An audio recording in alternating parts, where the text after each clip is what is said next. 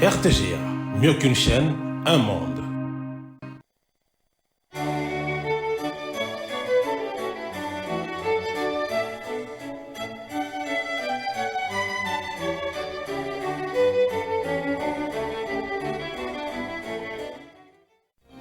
Ce journal vous est offert par Tango Protection. Illico Cash, ma banque mobile.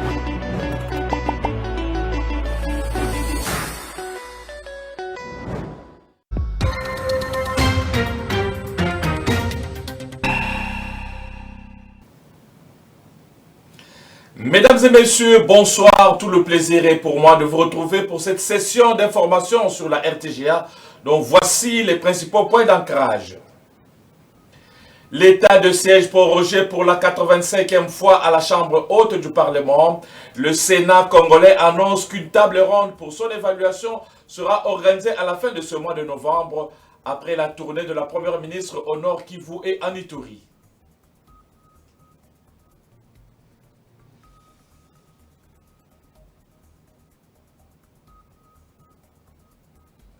Des bandits urbains qui perturbent la quiétude des habitants de Kindu ont été appréhendés et présentés ce vendredi à la population. Cette prouesse est l'œuvre du commissaire divisionnaire de la police du Maniema, le général Elvis Palanga Nawej.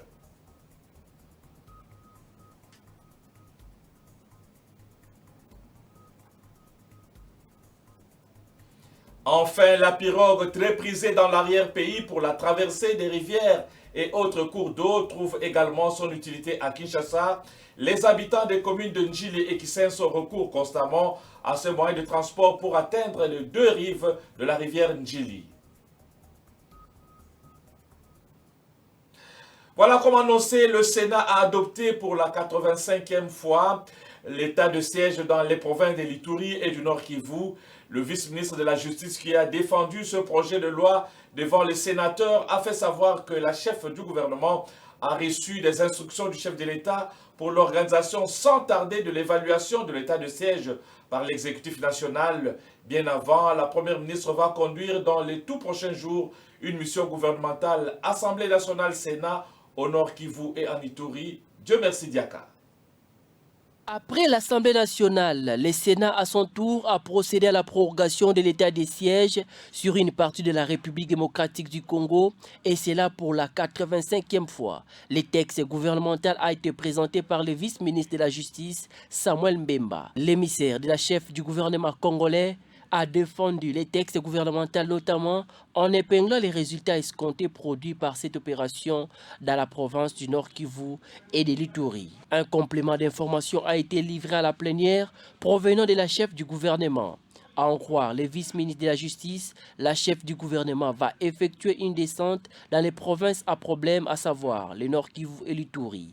À son tour, une évaluation sérieuse de l'état des sièges sera faite, telle que souhaitée par plusieurs reprises par les sénateurs. Votre autorisation permettra, comme par le passé, à nos forces de défense et de sécurité de continuer à faire face aux multiples tentatives d'incursion et d'attaques multiples de la coalition terroriste M23, RDF, AFC et les autres forces négatives.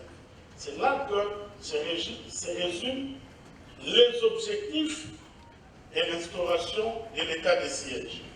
Je ne voudrais pas vous retourner la question, mais je pose une question oratoire pour dire: pensons-nous que l'état de siège, depuis qu'il a été instauré, n'a rien du tout réalisé comme résultat? Je réponds à ma question pour dire si il y a eu quelques résultats. Outre cette matière principale, la plénière a également procédé à l'examen et à l'adoption du calendrier de la session de septembre. Un calendrier qui a fait l'objet de discussions au niveau de la conférence des présidents. Le rapport de l'ONU sur la fréquence croissante des attaques contre les sites des déplacés dans les zones de Goma, Nyiragongo et Masisi entre juin et octobre, plus de 1200 cas ont été documentés dans ces sites, causant la mort d'au moins 18 déplacés Ce document renseigne que 34 civils ont été tués à Walikale depuis le 20 octobre 2024 dans les combats entre le M23 RDF contre les FARDC et les Wazalendo. Megui Kabembo nous fait le point. Les Nations Unies ont exprimé leur inquiétude face à la montée des violences et à la dégradation des conditions de sécurité dans la province du Nord Kivu, en République démocratique du Congo. Dans son rapport, l'ONU a documenté des affrontements armés dans le territoire de Walikale à la base de la perte d'au moins 34 civils et des centaines de blessés depuis le 20 octobre. Ces violences ont également provoqué le déplacement de plus de 34 000 personnes, parmi lesquelles des hommes, des femmes et des enfants. Le secteur de la santé n'est pas épargné. La zone de santé de Pinga, hôpital général de référence, joue un rôle essentiel pour les soins d'urgence, mais souffre d'une grave pénurie de fournitures médicales essentielles, rapporte l'ONU. Les organisations humanitaires, à leur niveau, alertent également sur la fréquence croissante des attaques contre les sites de déplacés dans les zones de Goma, Niragongo et Massissi. Entre juin et octobre, plus de 100 attaques ont été documentées dans ces sites, causant ainsi la mort d'au moins 18 déplacés. Ces attaques incluent des meurtres, des vols à main armée, des extorsions et des pillages. Malgré les violences, les organisations humanitaires continuent à fournir de l'aide, notamment en nourriture, eau potable et soins de santé, à plus de 650 000 personnes déplacées dans les environs de Goma. Face à l'aggravation de la situation, les Nations Unies appellent les autorités à garantir la protection des civils et à assurer des conditions sûres pour les travailleurs humanitaires. Je l'annonçais tantôt, le commissaire divisionnaire de la police nationale congolaise de la province du Maniema, le général Elvis Palang Anawej, vient de réussir un coup de maître. Il a mis la main sur un nombre important de présumés bandits à main armée qui tuent, violent, mais également qui se livrent aux actes de vandalisme au centre-ville de Kindu. Les armes à feu et blanches que ces délinquants utilisent pour commettre leurs forfaits ont été présentées au public ce vendredi par le truchement du gouverneur Moussa Kabwakoubi Moïse. Roger Eboni Nanzenga pour le reportage.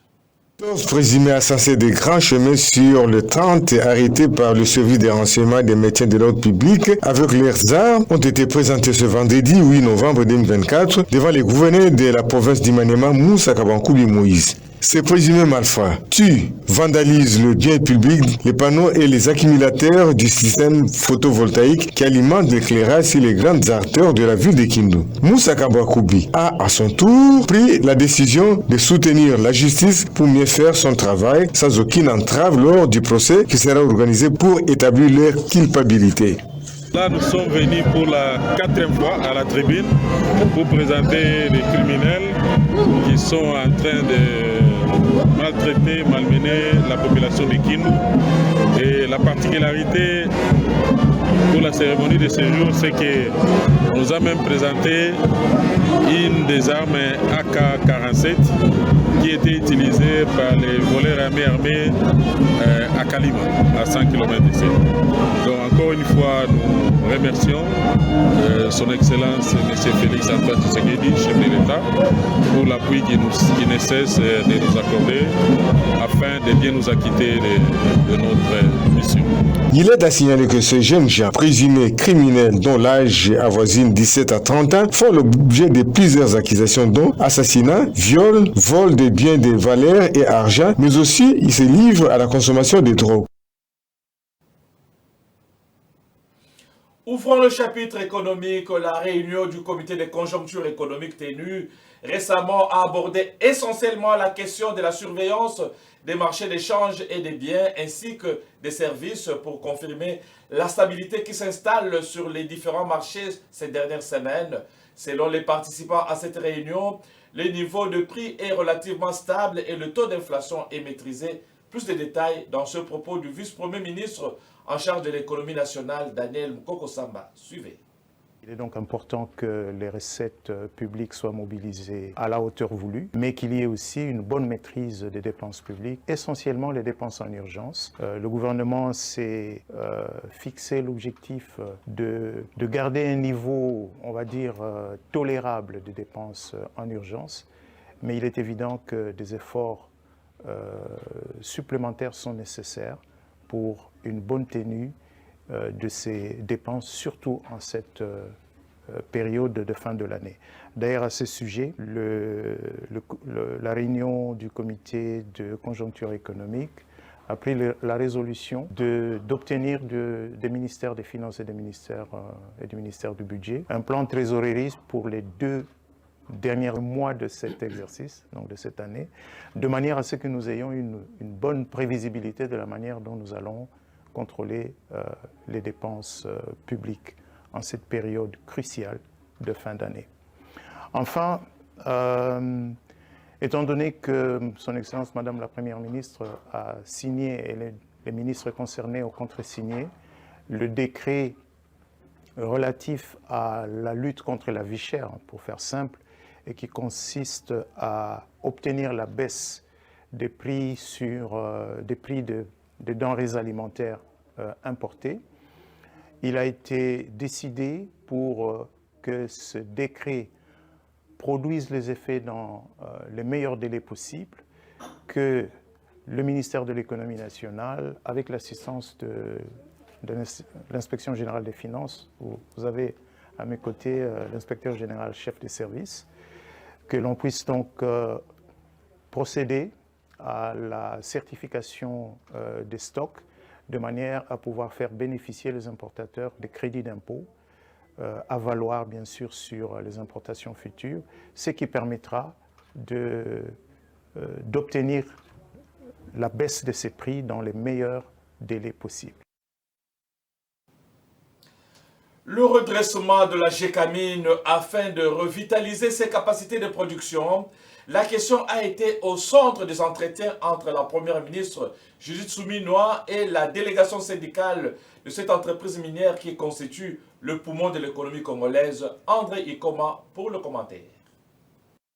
Lors de cette audience, Jean-Marie Moukalaï, président du syndicat de la Gécamine, a exposé avec gravité le défi auquel l'entreprise est confrontée. C'est notamment la survie de la Gécamine qui passe par le renouvellement des outils de production.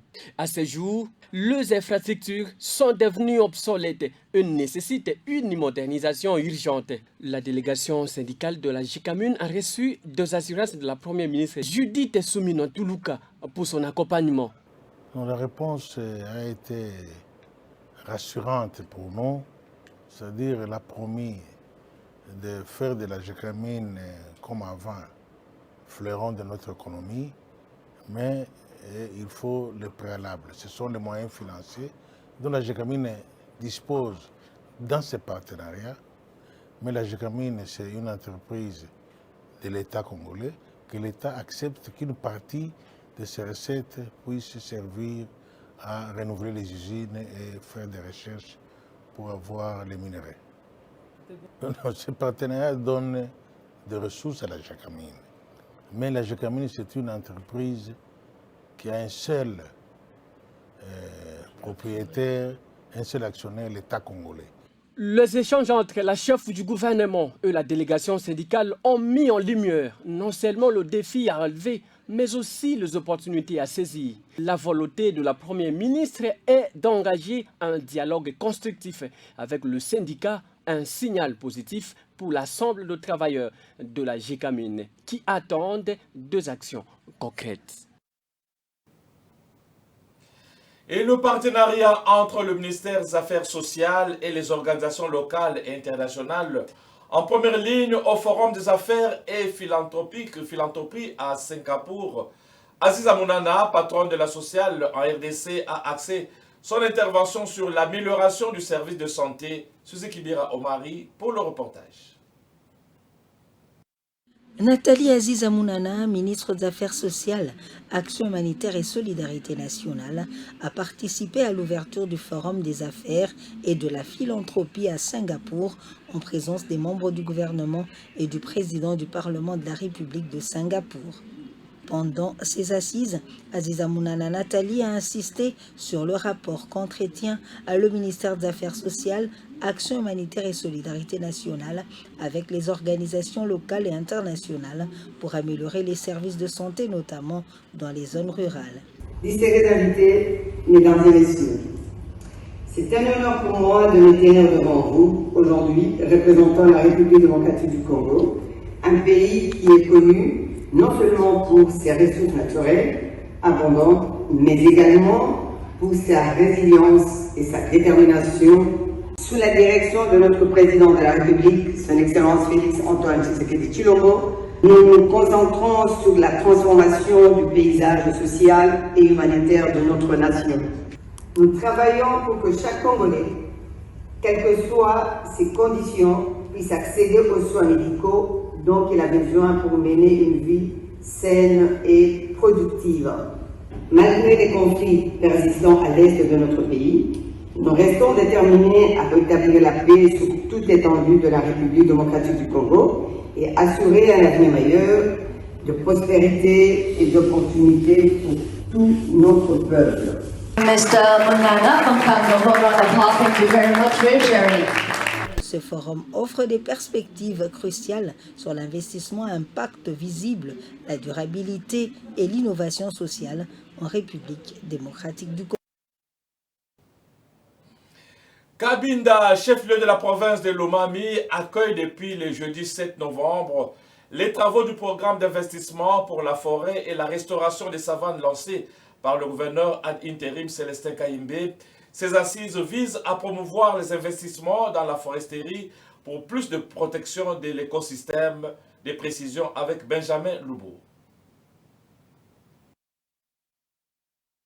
À Cabinda, chef-lieu de la province de Lomami, une étape cruciale a été franchie pour la lutte contre la déforestation et le changement climatique. Ce jeudi 7 novembre 2024, le projet du programme d'investissement pour la forêt et la restauration des savanes sous la houlette du vice-gouverneur et gouverneur ad intérim de la province de Lomami, Célestin Kayimbe Tshilombo, a été officiellement lancé dans la salle polyvalente diocèse de Cabinda. Avant le lancement officiel, les participants ont eu droit à une présentation détaillée du programme d'investissement pour la forêt et la restauration des savanes, assuré par M.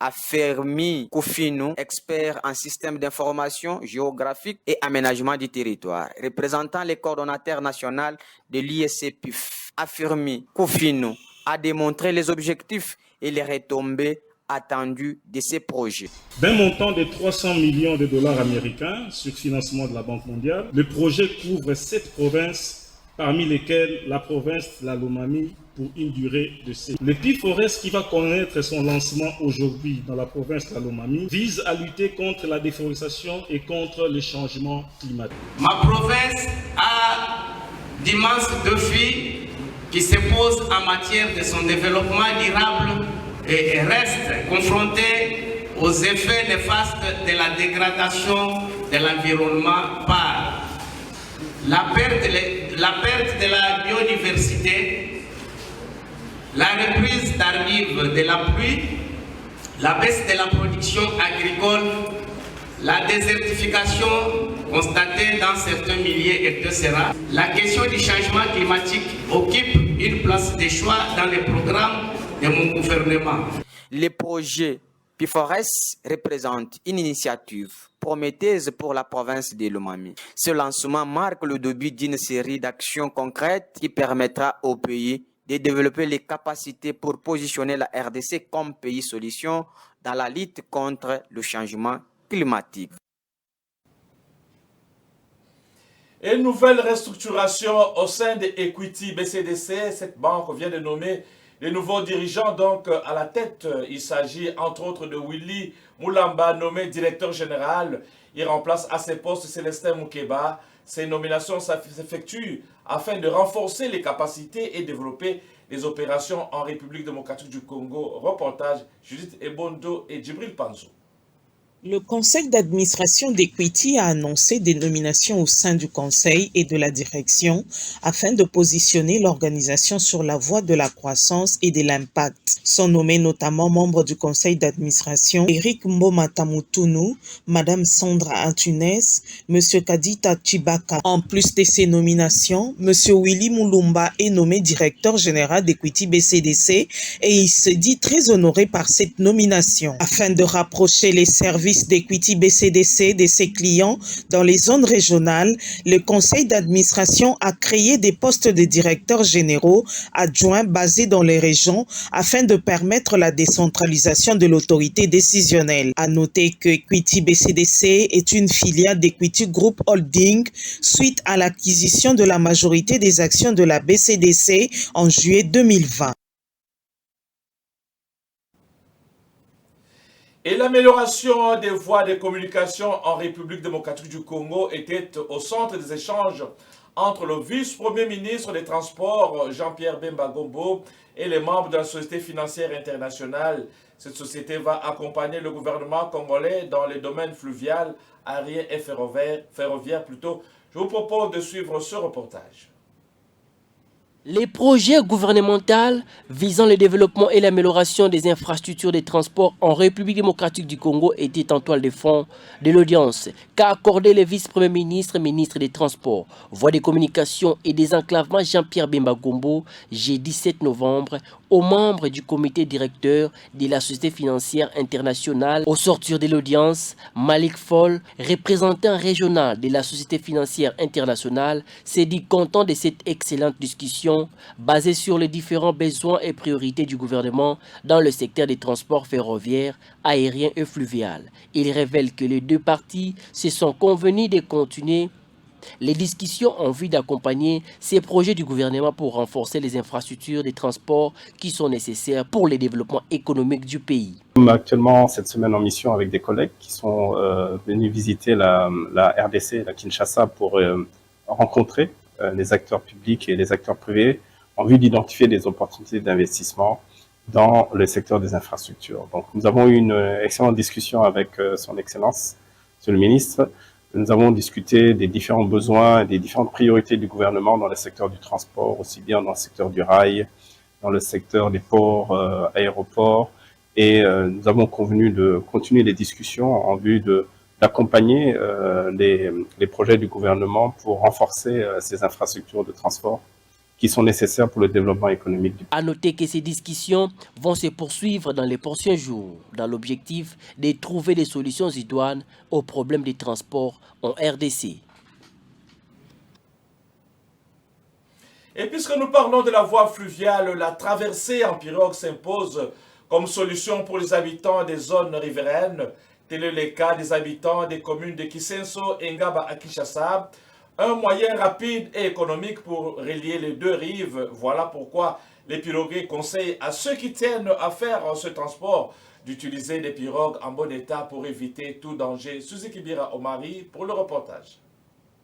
Dans la capitale congolaise, sur les rives de la rivière Njili, l'activité bat son plein dès le première lueur de la journée. Entourée d'une végétation dense, la rivière serpente paisiblement les communes de Kisenso et Njili. À cet endroit, des piroguiers aguerris maîtrisent avec aisance leur embarcation de fortune sur les eaux calmes, mais parfois imprévisibles de cette rivière. Les passagers montent en file indienne, certains portant des sacs de marchandises, d'autres simplement en quête d'un passage rapide vers la commune voisine. Je préfère prendre la pirogue car elle constitue le moyen le plus rapide pour arriver à Njili. Le piroguier souligne le danger que représente une pirogue vieillissante pour les passagers. Selon lui, il est essentiel d'utiliser des embarcations en bon état pour assurer la sécurité de ceux qui traversent la rivière. Quand la pirogue devient vétuste, elle présente des fissures et des risques. Pour Justine, vendeuse de kaolin, cet itinéraire représente un précieux raccourci. Elle exprime le souhait que les autorités puissent envisager la construction d'un pont pour faciliter la circulation dans cette partie de la ville de Kinshasa. Moi, je viens de Ndjili. Je vais vendre mon kaolin. Nous empruntons ce chemin car c'est un raccourci. Ce serait mieux si l'on pouvait jeter un pont sur la rivière. Cela permettrait aux véhicules provenant. Les témoignages des passagers démontrent l'importance de cette embarcation pour la vie locale, tout en exprimant un besoin criant d'amélioration des infrastructures routières. Le besoin exprimé de la construction d'un pont sur la rivière Ndjili pourrait offrir une alternative durable, facilitant les déplacements entre les communes de Kisenso et Ndjili, tout en rendant des trajets plus sûrs et directs pour les habitants de ces deux communes. Dans un autre registre, le ministre de la Santé publique, Hygiène et Prévoyance sociale a plaidé pour l'intégration du droit à la santé dans les réformes de la justice. Le docteur Samuel Roger Kamba, qui est intervenu aux assises des États généraux, a aussi démontré que la santé est un droit fondamental. Encore une fois, Suzy Kibira Omari pour le reportage. Au deuxième jour des assises des États généraux de la justice, le ministre de la Santé publique, Hygiène et Prévoyance sociale a dans son intervention souligné l'importance cruciale du droit à la santé dans le cadre des réformes judiciaires en cours en République démocratique du Congo. Le patron de la santé a rappelé que il n'y a pas de justice sans santé, il n'y a pas de droit sans santé, mettant en lumière le fait que la santé est un droit fondamental inscrit dans la Constitution de la République démocratique du Congo et qu'un environnement sain est essentiel à l'épanouissement de la justice. Pour le ministre, ces principes ne sont pas seulement des idéaux, mais des engagements qui doivent se traduire par des actions concrètes. D'ailleurs, tous les travailleurs nationaux et étrangers du secteur privé, des services et établissements publics et des sociétés commerciales régies par le Code du travail, tous les indépendants, tous les travailleurs journaliers, tous les stagiaires professionnels et apprentis du secteur privé. Les enfants de moins de 5 ans et ceux inscrits à l'enseignement de base dont les parents sont des assurés du régime des travailleurs accèdent aux soins comme bénéficiaires de ce régime. Il en est de même pour les conjoints.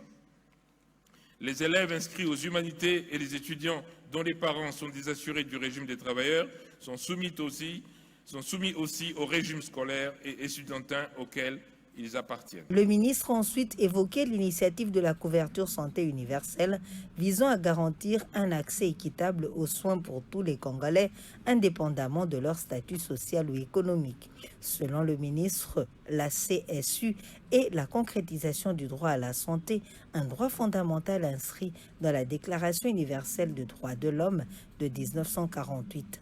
La santé ne doit pas être un privilège, elle doit être un droit.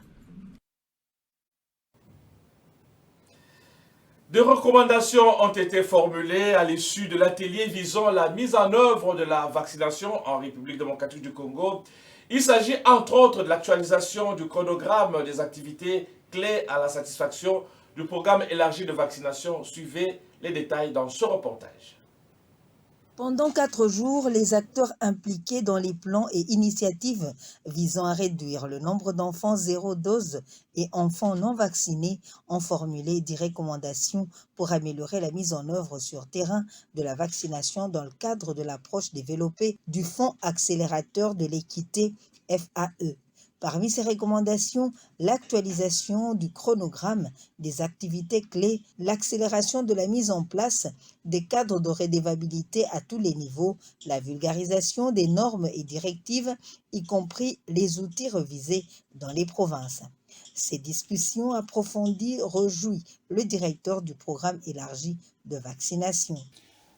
Nous sommes arrivés à des conclusions, entre autres celui de revoir notre architecture et aussi d'essayer de disponibiliser les normes et directives pour que nous puissions nous améliorer. Ça, c'est une très bonne chose parce que si effectivement notre architecture, notre montage est revu, on va corriger un certain nombre de choses. Nous avons eu pratiquement 10 recommandations que nous allons améliorer et je voudrais très sincèrement pour se faire remercier les uns et les autres. Parce que c'est un travail que moi j'estime un travail de qualité. Je ne voudrais pas être très long, si ce n'est que souhaiter d'abord, dans un premier temps, tous les collègues qui sont venus de l'intérieur du pays, un bon retour dans leurs familles respectives.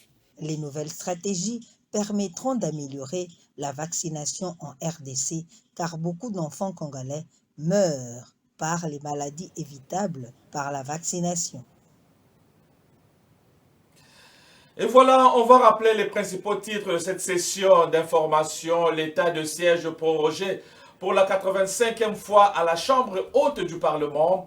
Le Sénat congolais annonce qu'une table ronde pour son évaluation sera organisée à la fin de ce mois de novembre, après la tournée de la Première ministre au Nord Kivu et en Ituri.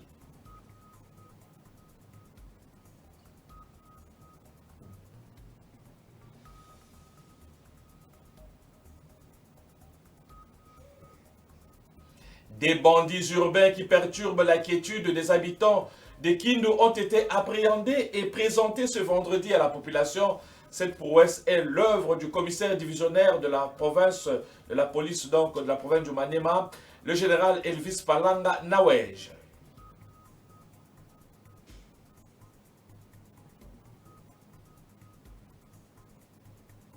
La pirogue, très prisée dans l'arrière-pays pour la traversée des rivières et autres cours d'eau, trouve également son utilité à Kinshasa. Les habitants des communes de Njili et Kisenso recourent constamment à ces moyens de transport pour atteindre les deux rives de la rivière Njili. Fin complète de cette session d'information. Vous avez été nombreux à nous suivre. Merci pour votre sympathique attention. Bonne suite de programme sur la RTGA. Au revoir.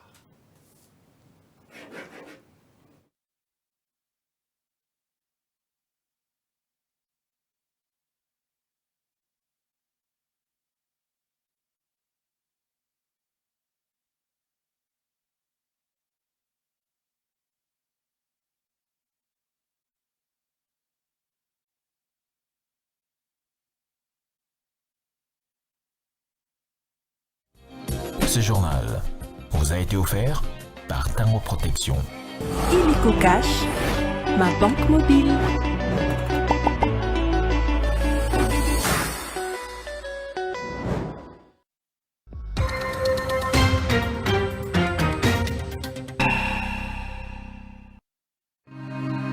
RTGA, mieux qu'une chaîne, un monde.